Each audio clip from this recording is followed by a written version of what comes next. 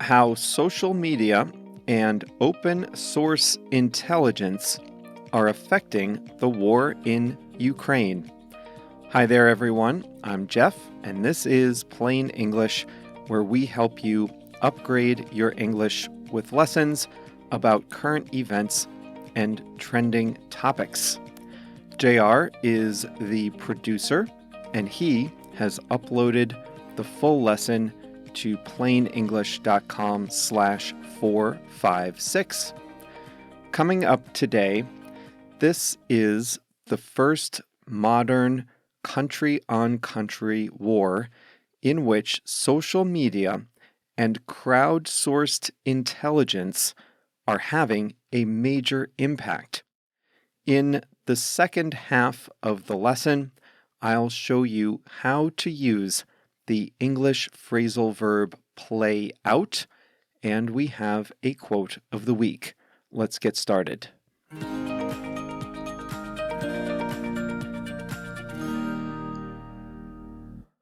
Russia's war in Ukraine is perhaps the first war in which modern computer technology is being used to affect the war.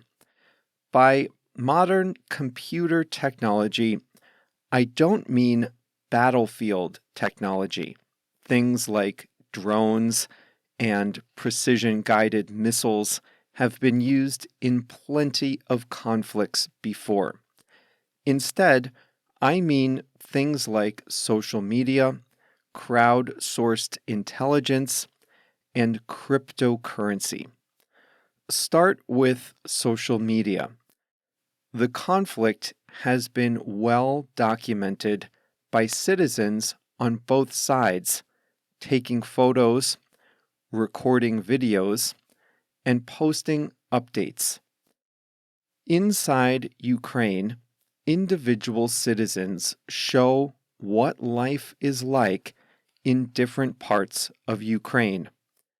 Many show photos of destruction, Russian tanks in the streets, packed train platforms, and tearful goodbyes at airports.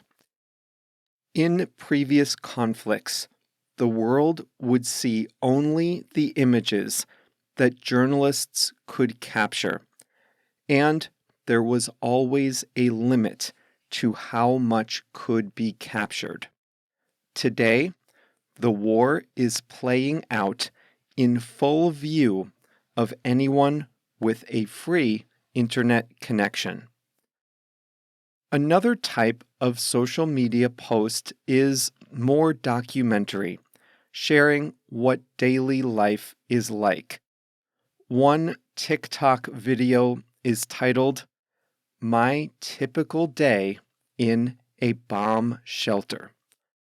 Other posts share strategies for shopping in a supermarket during wartime.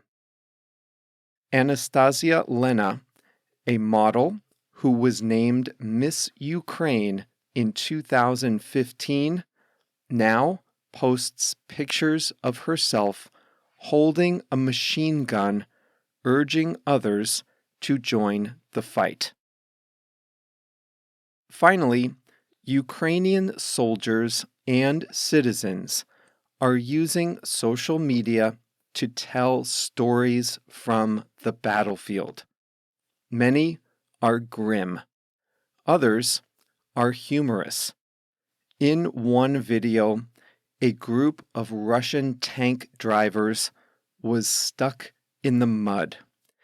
An elderly Ukrainian offered to tow them back to Russia. In another video, a Russian tank in the city of Bucha was blasting audio messages telling Ukrainians to remain calm. A local man walked up to it and destroyed it with a grenade. The flood of images has made the war seem real around the world. Western countries were always going to be on the side of Ukraine, but it was never clear how much the West would risk to defend it.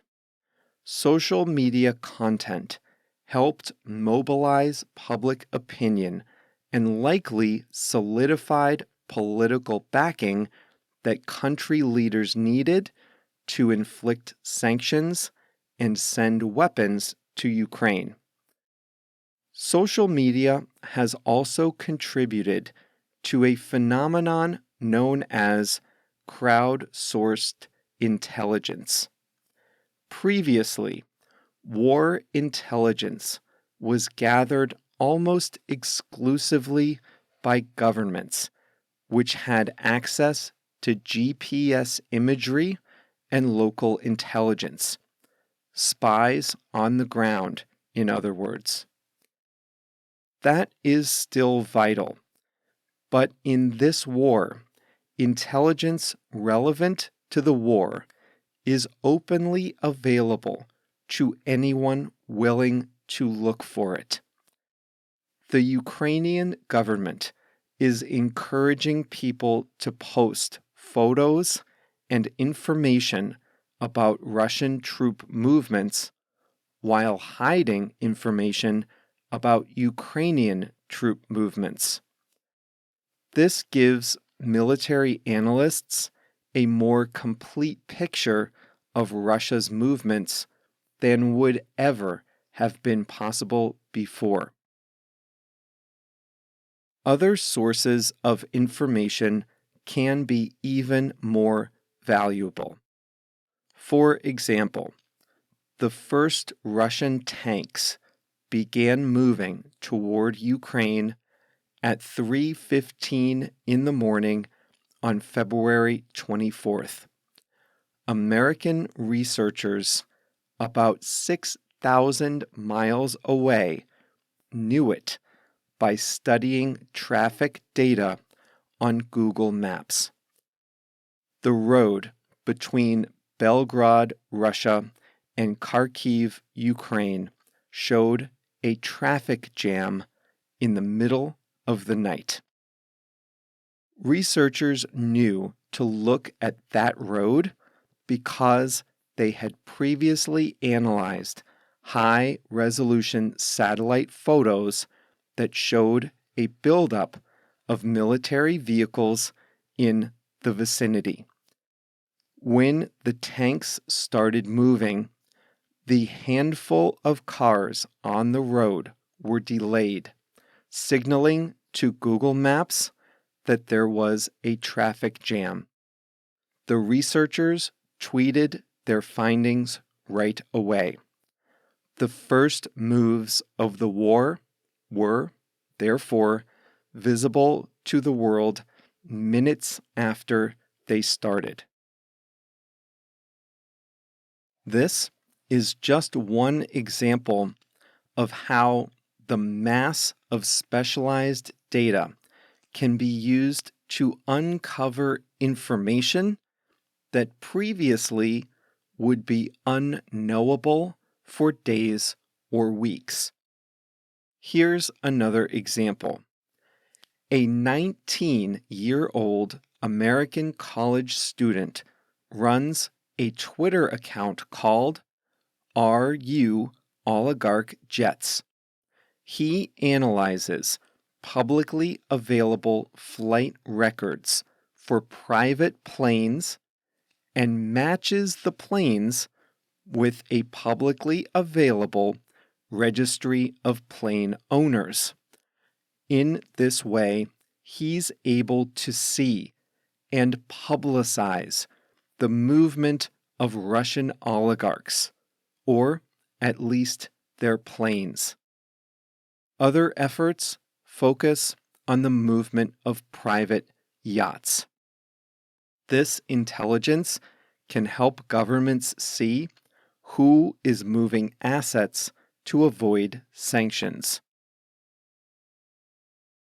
Open source data will be useful in documenting the truth of this war. Part of Russia's domestic strategy is to claim that Ukraine was committing a genocide against Russian speakers inside its border. Russia has said that Ukraine was the aggressor in the war, and Russia says that it was Russia that was and is the peacekeeper. All of these claims, and many more Russian ones besides, can be proven false with publicly available satellite photos. Here are a few other ways technology is being used in innovative ways. Russia has tightened its grip on information within its borders. They have shut down the few remaining media outlets and passed a law punishing anyone who would spread misinformation, what we would call true information about the war. A group in Lithuania set up a program that allows Russian speakers abroad to dial random phone numbers inside Russia so that individuals can tell the truth to Russian speakers and hopefully change their minds against the war. It's called Call Russia. Cryptocurrency is proving to be a valuable asset to the Ukrainian side. Traditional bank transfers can take time. In wartime, cash is difficult to obtain and difficult to spend. But crypto transfers are instant and can be spent right away.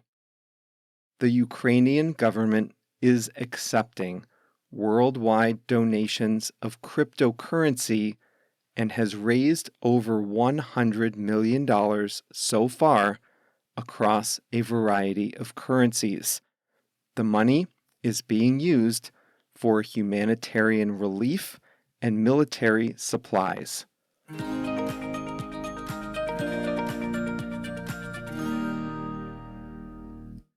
That direct phone call program is interesting. The founder of that website said he made some calls to his own friends in Russia. And he said the Russian speakers he talked to were all in a completely different information environment. And he said it was like talking to people on another planet. You can imagine how this would backfire and solidify people's opinions in favor of Russia's propaganda.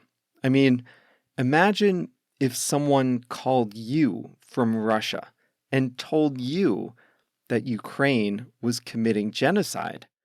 Would your opinion change? So he gives tips to callers. He says, don't scold people, don't offend people, and be prepared to hear opposing viewpoints. He says, don't talk about who's right and wrong, just give information about the human impact of that conflict in Ukraine. Probably good advice.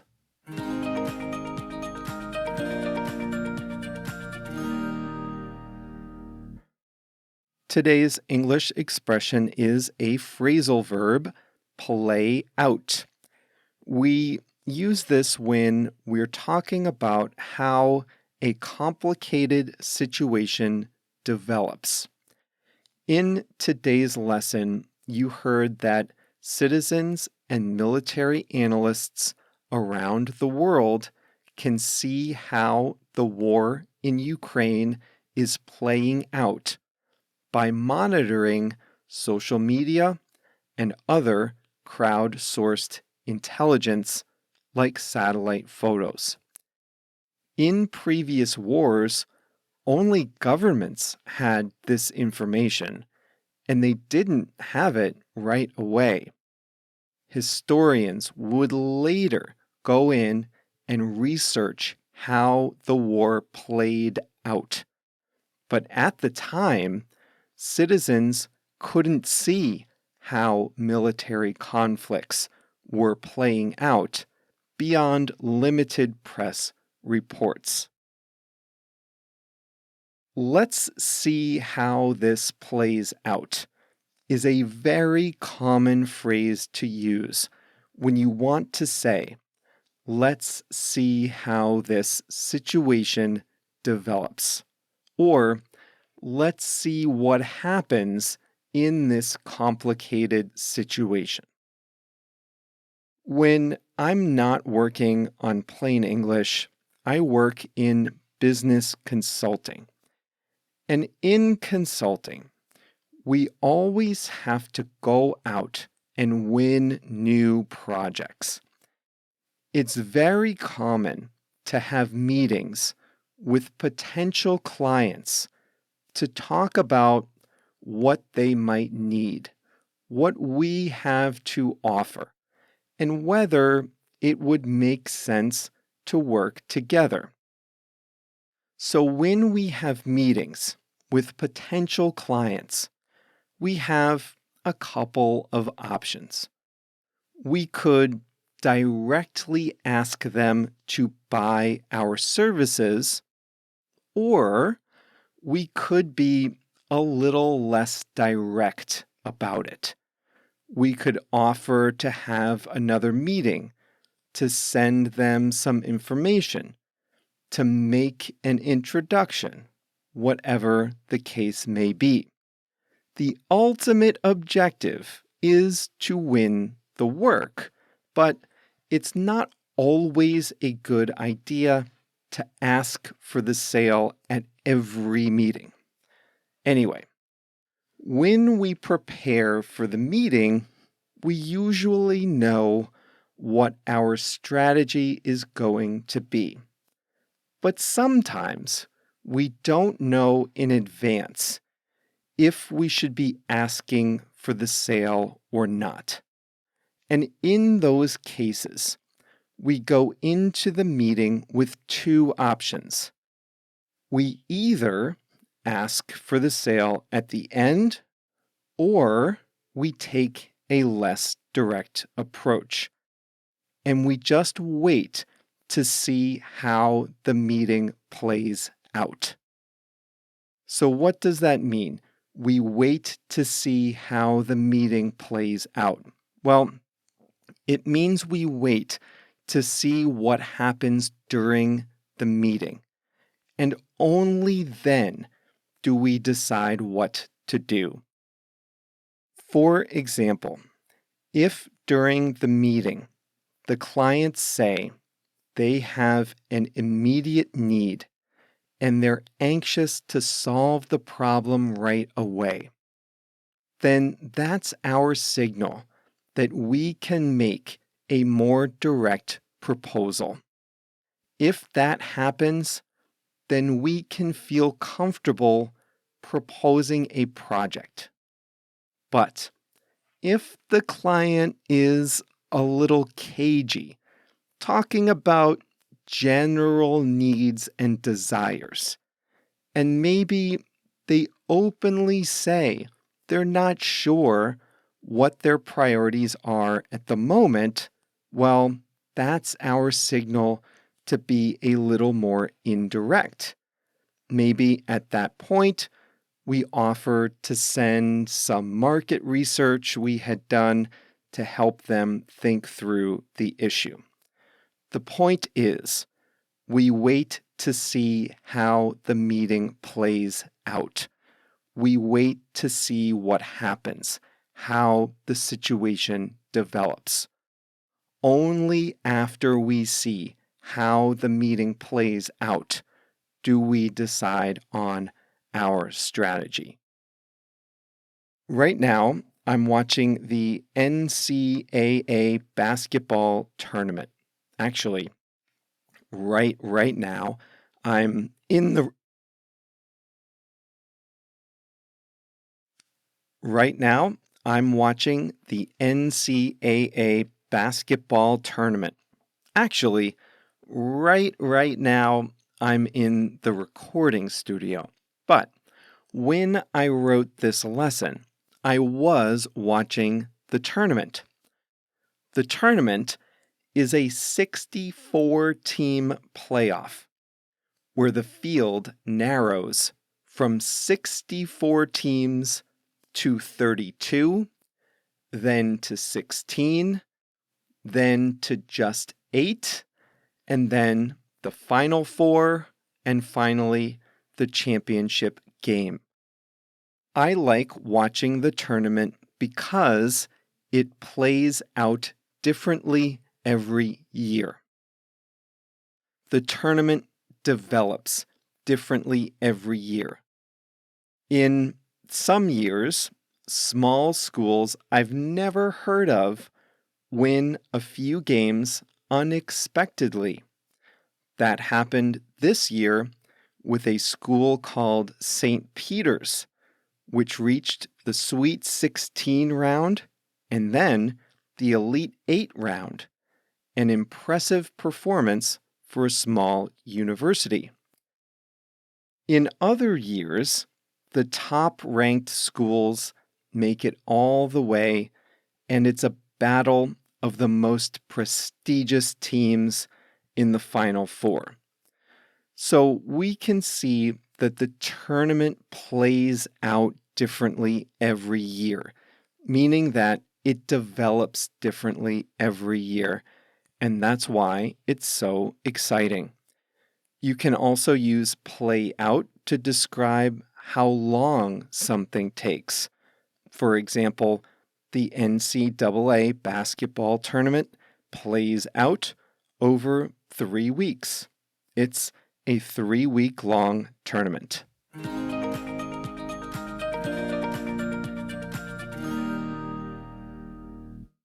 Today's quote of the week is from Simón Bolívar, the liberator of South America. I'm reading a biography of him now, and each chapter starts with a quote by him or about him. Here's the one that caught my eye. He said, "The art of victory is learned in failures." The man had his share of victory and his share of failures, as I'm discovering. The book jacket, the summary of the book on the inside flap, said that it's astonishing that more Americans don't know the name Simón Bolívar, and that is true. We don't learn about him or the independence movement in South America when we're in school here, but we really should. It's a fascinating history, a brutal one at times, but a fascinating one. Anyway, that's all for this Plain English. Remember, this was lesson number 456, so the full lesson is available online at plainenglish.com/456. Coming up on Thursday, if you're walking around and you need to get across a major highway, you probably take a bridge. But if you're an animal, you obviously can't do that. Or can you? Who knows? We'll learn more about that together on Thursday's lesson. See you then.